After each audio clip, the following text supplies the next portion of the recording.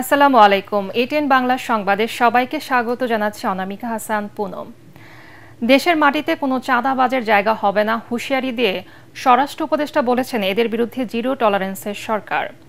সকালে মোহাম্মদপুরে কৃষি মার্কেট পরিদর্শন শেষে তিনি জানান, চাঁদাবাজ সবাইকে ধরা হবে।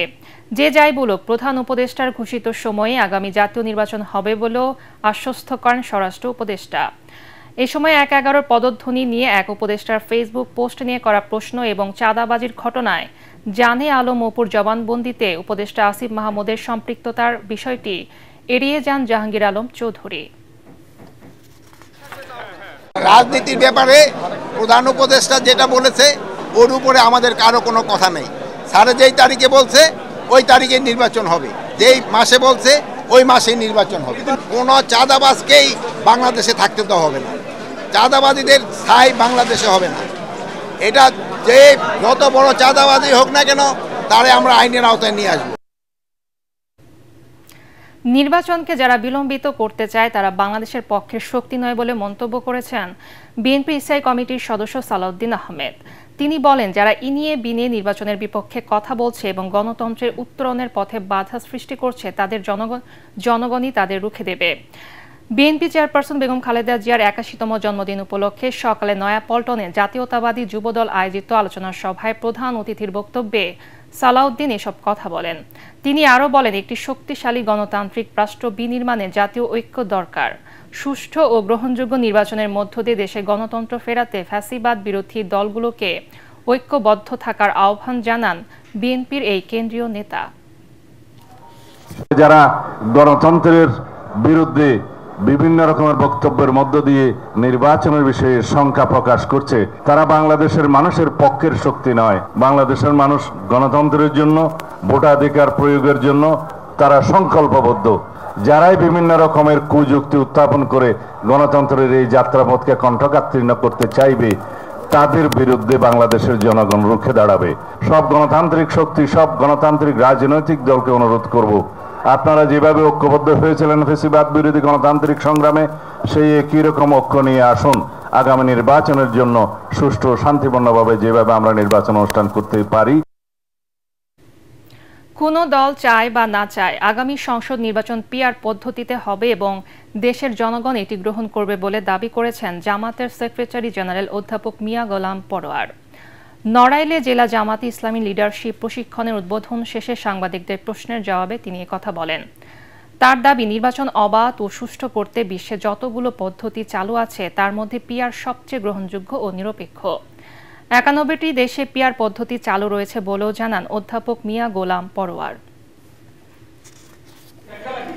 প্রপোর্শনাল রিপ্রেজেন্টেশন যেটাকে বলা হয়, সংখ্যানুপাতিক প্রতিনিধিত্ব, এই পদ্ধতিটা অধ্যাপক গোলাম আজম জামাত ইসলামের সাবেক আমিরেরই কিন্তু প্রস্তাব। তারই ধারাবাহিকতায় আমরা যারা তার উত্তরসূরি, রাজনীতির এখনকার বাস্তবতায় আমরা আগামী নির্বাচনকে সামনে রেখে এই পিআর পদ্ধতিতে নির্বাচন দাবি করেছি। পৃথিবীর ৯১টা দেশে পিআর পদ্ধতি চালু আছে। আমরা বলেছি বাংলাদেশের রাজনৈতিক এবং জনমানুষের আর্থসামাজিক অবস্থার উপযোগী করে যে পদ্ধতিটা এখানে অ্যাপ্লিকেবল সেটাই এখানে চালু করতে হবে। কিন্তু এর মূল ধারণা হচ্ছে যে নির্বাচনের প্রার্থী হবে দল, ব্যক্তি নয়। রাজশাহী নগরে একটি বাড়িতে সাঁড়াশি অভিযান চালিয়ে অস্ত্র ও বিস্ফোরক তৈরির সরঞ্জাম উদ্ধার করেছে সেনাবাহিনী। সকাল থেকে নগরীর কাদিরগঞ্জ এলাকার ডক্টর ইংলিশ নামের ওই প্রতিষ্ঠানটি ঘিরে রাখে সেনাবাহিনীর ৪০ ইস্ট বেঙ্গলের একটি দল। সেখানে কোচিং সেন্টার পরিচালনা করেন সাবেক মেয়র AHM খায়রুজ্জামান লিটনের চাচাতো ভাই মুনতাসিরুল অনিন্দ। ডক্টর ইংলিশ নামের ওই প্রতিষ্ঠানে অভিযান চালিয়ে 2টি বিদেশি এয়ারগান, একটি রিভলভার, ইয়ারগান সীসা 3 বক্স, ম্যাগনেট 1টি, দেশীয় অস্ত্র 6টি, GPS 1টি, ওয়াকি টকি 4টি, ট্রাজার গান 1টি, সিম কার্ড 10টি, বাইনোকুলার 1টি, বিস্ফোরক তৈরির সরঞ্জাম, পাসপোর্ট, NID, মনিটর 6টি, কম্পিউটার 3টি, স্ক্যানার 3টি ও মদের বোতল 35টি উদ্ধার করা হয়েছে। সিলেটে সাদা পাথর লুটের ঘটনায় 5 জনকে গ্রেপ্তার করেছে কোম্পানিগঞ্জ থানা পুলিশ। রাতভর অভিযান চালিয়ে উপজেলার বিভিন্ন স্থান থেকে তাদের গ্রেফতার করা হয়। বিষয়টি নিশ্চিত করেছেন কোম্পানিগঞ্জ থানার ওসি উজায়ের আল মাহমুদ আদনান। এর আগে শুক্রবার পাথর লুটের ঘটনায় ১৫০০ জনকে আসামি করে মামলা করা হয়। কোম্পানিগঞ্জ থানায় মামলাটি দায়ের করেন খনিজ সম্পদ উন্নয়ন ব্যুরোর মহাপরিচালক মোহাম্মদ আনোয়ারুল হাবিব। এদিকে গত 3 দিন অভিযান চালিয়ে লুট হওয়া প্রায় 1 লাখ ঘনফুট পাথর জব্দ করেছে প্রশাসন। পাথর উদ্ধারে অভিযান অব্যাহত রয়েছে। ঢাকা বিশ্ববিদ্যালয় কেন্দ্রীয় ছাত্র সংসদ ডাকসু নির্বাচনে ভোট নির্বিঘ্ন করতে কেন্দ্র পুনর্বিন্যাস হতে পারে বলে জানিয়েছেন চিফ রিটার্নিং কর্মকর্তা ডক্টর জসিমউদ্দিন। দুপুরে সিনেট ভবনে সাংবাদিকদের তিনি একথা জানান। আগের সিদ্ধান্ত অনুযায়ী 6টি কেন্দ্রে ভোট নেয়ার কথা জানিয়েছিল কমিশন। ডাকসুর মনোনয়নপত্র বিতরণের 5ম দিনে 7 জন ফর্ম সংগ্রহ করেছেন। এ নিয়ে মোট 50 জন শিক্ষার্থী মনোনয়ন নিলেন।